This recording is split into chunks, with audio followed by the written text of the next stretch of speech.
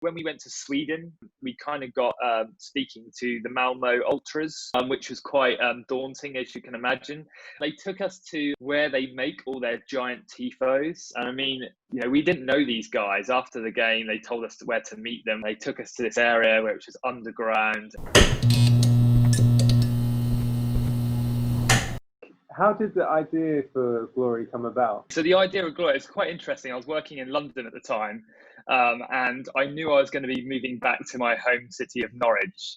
And I was an avid magazine reader, so I was a big fan of a magazine called Serial Magazine, which I've kind of been collecting from the very start. And I loved how it was published at a very high-end quality. The photography was beautiful, and with moving back to Norwich, I was obviously commuting a lot until I was moving back, and I remember it really specifically. It was the 5 p.m. train from London to Norwich, and I was sitting there, and I was thinking, right, I'm moving back to Norwich. I really want a project that I could get my teeth into that kind of encapsulated my love of football, obviously doing my photography, but also which enabled me to travel a little bit. Yeah. So having these magazines and reading magazines, I was thinking, actually, there's a gap in the market for maybe a football publication that is quite high end, that focuses on different destinations. And then as I started to kind of think about it more, I was kind of like jotting things down. I was thinking, maybe there's something in this. So then I reached out to a friend of mine called Lee Nash, who's a very highly regarded creative director. He runs his own creative studio. And I knew he was massively into football as well. And I messaged him on Facebook. I said, look, mate, I've got this idea of a new project. And I basically told him my thoughts. And he was like, I absolutely love it. Let's meet up and get together. And honestly, to cut the long story short, it was, I reckon, between that moment that we met up and started to kind of plan out Glory and how we envisaged it, it was literally, I reckon, 3-4 weeks later, we found ourselves in the Faroe Islands, capturing content. It was that quick, yeah. So we got so excited by it, we started to plan it all out. And then we had a few kind of lucky breaks. So we obviously then having to think about what's our first destination.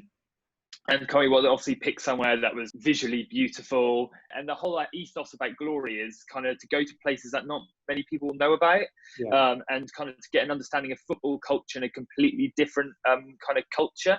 Yeah. When we were thinking of places like Faroe Islands stood out, they'd just beaten Greece, which was a massive David versus Goliath giant killer. We'd done our research and saw how beautiful it was. We knew they had stories to tell. So yeah, we thought, right, we're going to try and get to the Faroe Islands. So we reached out to their tourist board and airlines to just try and get some maybe some funding behind us for our first trip. And we got actually speaking to a guy at the Faroe Islands tourist boards, a guy called Levi Hansen, who we ended up having a Skype call with. And basically, it's weird how all the kind of everything aligned. So he was actually an ex-professional footballer in the Faroe Islands. So he completely, So he completely got what we were trying to do and the ethos, and he really wanted to kind of help us and get that first issue off the ground. So yeah, honestly, from that kind of moment in terms of me and Lee getting together to then reaching out to the destination, we were there in a matter of weeks. And so that was kind of the start of Glory, really. As soon as we kind of had that first publication, it was a case of then, right, we had something to showcase. And then, from there on, we're now, soon to be launching our 6th issue. We've done a collaboration with Norwich City Football Club in the previous club edition. We've recently launched a new product called City Stories, which is a small version of Glory, as a miniature version. It focuses on us going to a specific city and a specific event and documenting that event. Amazing. So we went over to Finland for their European qualifier against Liechtenstein, and if they had won that, they would have qualified for their first ever major tournament. And luckily they did. They won 3-0, and as you can imagine, we were there for 48 hours, and we captured some amazing scenes. So that's a whole idea about City Stories. Of the 6 issues, do you have a favorite trip, and why, if so? for me, the Faroe Islands is still a very special issue, and I still look at that one as it, like, visually. We are a very aesthetic magazine, so very visually led. So from my perspective as a photographer, that was one of my favorites, just because wherever you looked, it was just unbelievable scenery, and I recommend anyone to visit the Faroe Islands. It's absolutely beautiful. In terms of other issues, I think issue 2, going to Kosovo, was a very, very kind of relevant one and a very good storytelling piece. Obviously, a lot of people know about the kind of the war atrocities that happened, so that was really, really interesting. They've just been accepted into FIFA and UEFA, so for us, in terms of telling the story and kind of going there and getting an understanding of domestic football in Kosovo was really, really interesting. But then our recent trip, issue 6, we went to Qatar in February. So obviously the next destination for the World Cup in 2022. And I think that obviously there's been a lot of negativity within the press around Qatar. So I think for us, we wanted to go there and get a real understanding of, what football culture is like in Qatar. I think a lot of people believe that there isn't a football culture. So I think for us, we wanted to kind of go there and not look at the kind of the news in the main headline media. We got to kind of go there and experience and understand what football culture is like in Qatar. And that's what we did. Really excited to see how that's been received. It'll probably be our biggest issue yet. It's taken some time to get together, but we've got some amazing interviews. I mean, we had the opportunity to speak to Javi, Samuel Eto'o, so some real key figures in the football space, which, as a two-man team, Gloria and just a couple of football fans who had an idea to now going and speaking to some of the football's greats is, for us, just incredible. It's been an amazing journey so far.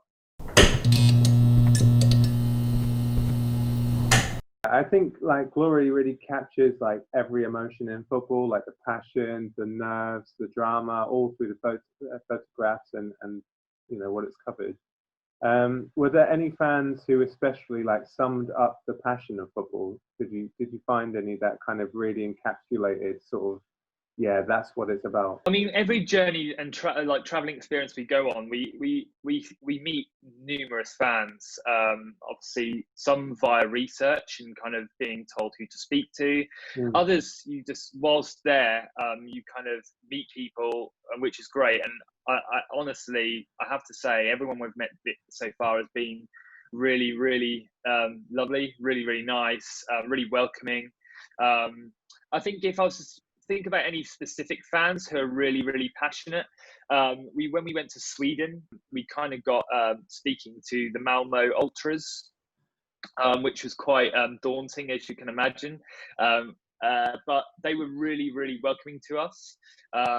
We got speaking to some of their fans and kind of getting understanding what kind of being an ultra and that fan base means to them. And we've done a really, really good interview with one of the guys who's a part of that ultra group, and kind of getting, what it means. I think a lot of people associate the ultra kind of culture as being linked to hooliganism, but I think it's very much beyond that.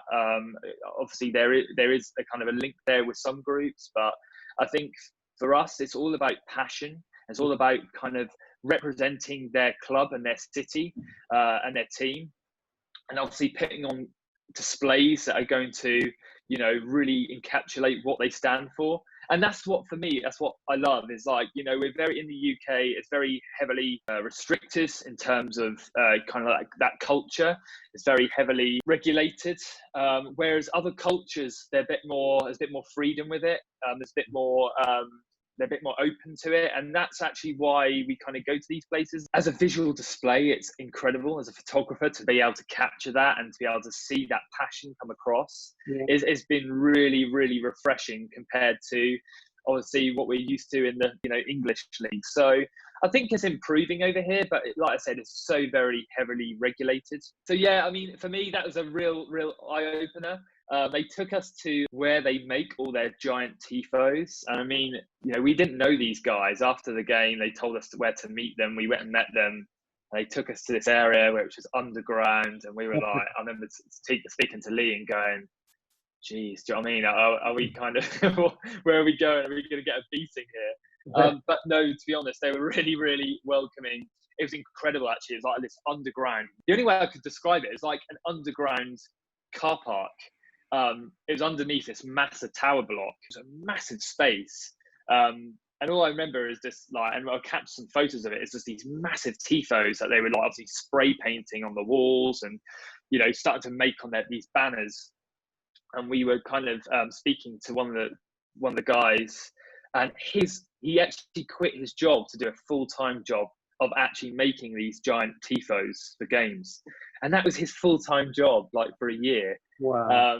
And it was just like incredible to kind of, obviously there's nobody in the UK that does stuff like that. They're always kind of doing it part-time, but the fact we got to meet someone that was this full-time job to kind of choreograph and make and get these massive displays was just really kind of refreshing and like really interesting to hear their stories and kind of how they plan these massive displays and stuff. So yeah, that was one that stood out to me, as being like, that was a like completely different kind of culture and a real passion for it. Supporting a team, you have such a strong like group identity. I am a supporter of this team. These are my people. That kind of thing. Why do you think people connect so deeply to a team and their players? For me, I think if I think about it, obviously, Sonny, we're both big Norwich fans, and I think for us, it's our hometown, it's our home city. So I think it's something a bit about pride, like that city represents you. So when times are really good, and like obviously we've seen a lot of good times, but we've seen a lot of bad times, and I think you're still, even for those good times and bad times, they reflect. I think it's all being part of something that you feel like that team represents you and where you're from, and for me, that's why I think about it personally, and why I'm such a big Norwich fan. That club is part of the community, and it's the heart of the community. Yeah. Whether we're in the Premier League or whether we're in League Two, I don't think it actually matters. And I think that's what really, I think, so many. I think about teams that have been at the very top. Yeah.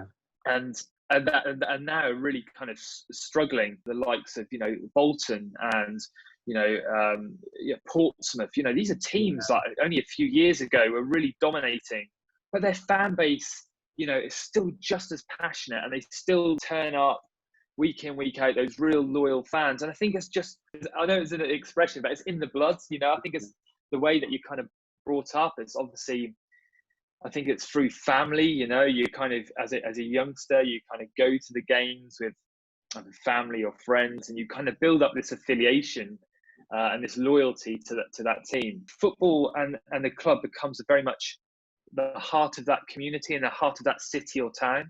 Yeah. That people kind of, and you think, when that team goes to somewhere else, they're representing your city and your town. Yeah. And I think that's why people become so passionate about it. It's this kind of territorial element to it.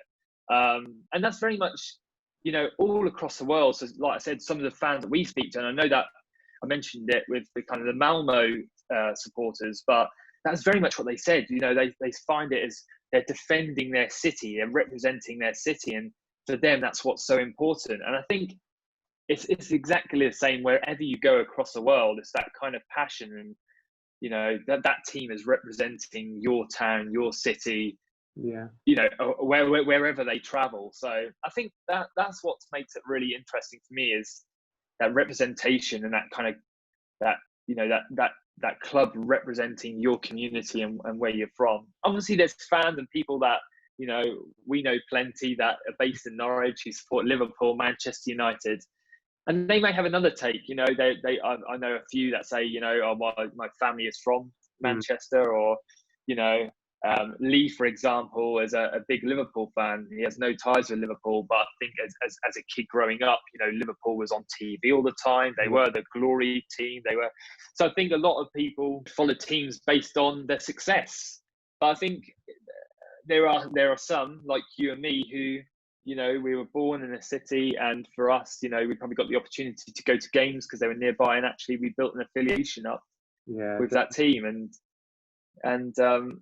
But yeah, I think that's interesting. It depends on the individual, doesn't it? Yeah. I find, For me, supporting a team, and this is just me personally, but supporting a team is being able to go and watch them.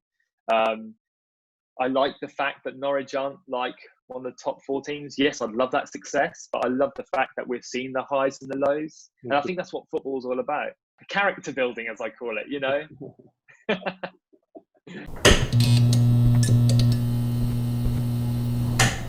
What are your feelings on the Premier League coming back? And do you think it was the right thing to do? Ultimately, it all comes down to safety of the players and their families. And I think it should only come back when, you know, everything is safe to do so. Yes, I think people are missing football. And as a football fan, yes, we're missing it. But we're starting to see some of the big leagues across the world. The Bundesliga is already back. The K-League's back in South Korea. So, you know, some of those big leagues around the world are starting to make a comeback. The Premier League should only start when it's safe to do so. And that's for all the leagues, you know, in the UK. League Two has been voided. I think it's a very difficult situation, but it does surprise me that they haven't had a contingency plan in place. If this type of scenario had happened, you think there would be a kind of a policy in place, but there'd be if this happens, this is what we're going to do. And it does feel as if like continuity plan hasn't ever been there. You think there'd be a kind of a kind of a plan in terms of a restart plan. So it's quite interesting. I mean, that's me making assumptions. There may be, and this may be the kind of the plan they've had. They take it on a week by week basis. They see how, you know, they're very much following government-led plans. But I think ultimately it should all come down to when it's safe to do so. I mean, it's quite interesting to see some of the players speaking honestly and openly. So Troy Deeney, for example, saying he's refusing to kind of start training based on the safety of his family. And I think, you know, good on him. I think at the end of the day, as an individual, he has the right to make that choice. If he feels uncomfortable in doing so, then absolutely, you know, he shouldn't feel pressured into starting training. And yes, it would be great if it could start again and the season could be completed, you know, but ultimately it should come down to whether it's safe to do so. And if that means the season's voided, fine. I think, you know, and I would say that as a Norwich fan, wouldn't I? That's what probably everyone that's watching would be saying. As a Norwich fan, of course you want it voided. Yeah. But ultimately, I want to finish the season. You know, Norwich started to get a couple of good results together before the pandemic. So actually, you know, we're on a good run. So, and I honestly believe with the fixtures that we had coming, that we could potentially get out of the relegation zone. So it's a difficult one. What's your take on it? What do you think? Yeah, I'm basically the same, to be honest. It's frustrating seeing people on, you know, social media being like, yeah, of course Norwich fans, of course like Villa fans, of course whoever would want that. But the board have, you know, they planned to come 20th and anything else was a bonus sort of thing. So financially, it doesn't, you know, it's not, we'd like the money, obviously, for the security of the future and stuff like that. But I love the Championship. I love the Premier League. They're different. You know, it doesn't bother me. I think, yeah, the safety has to come first. And I get it from like a, you know, economical point of view and like contractually as well, you know, contracts coming out, coming to an end, what would be the season close sort of thing, and where do you stand on that? There's, you know, it's all up in the air. But yeah, I mean, it needs to be resolved somehow. It'd just be interesting what happens really with next season as well. Like, is there a shorter break? Do we start later, matches like bunched up? Would it be safe to start later in the year? It's such a strange situation, but yeah, I'm sure Liverpool fans are like, come on, yeah, just give us the title. Yeah, let's wrap it up. Yeah. What does the future hold for Glory, and also how can people grab a copy of it? How they can grab a copy of it is we've got a website, glorymag.co.uk, which is we sell all the issues.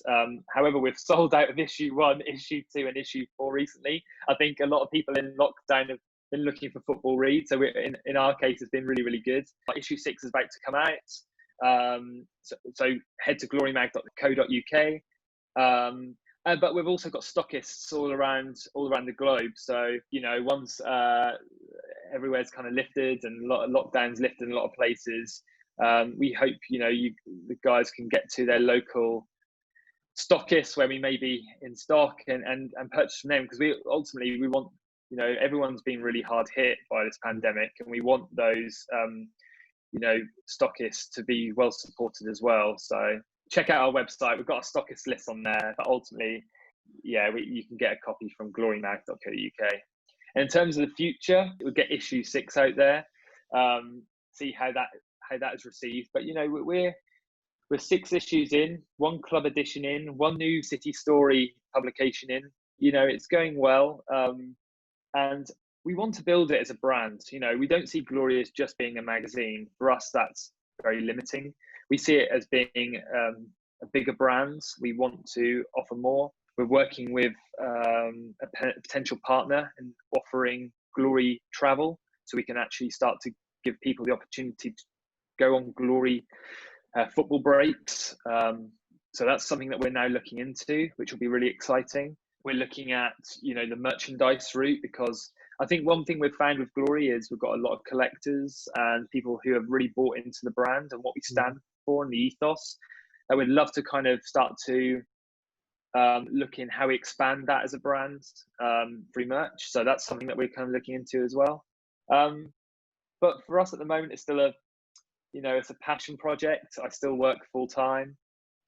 Lee still works full time, but ultimately the dream is to work on this full time. And we do think that Glory is a brand that is starting to get some kind of credibility. People are starting to kind of understand more about it. So hopefully in the long run, it'll be a bigger thing. Time will tell, we'll see. But, for us, just getting messages from people saying, "Oh, I picked up your magazine. It's really inspired me to go and do some football trips next year." Or when we released the Faroe Islands, we actually saw people take their issues with them and have pictures in the Faroe Islands. For us, that was like the ultimate goal, is to inspire people. So if we can continue to do that and we can still maintain Glory, then that'd be great.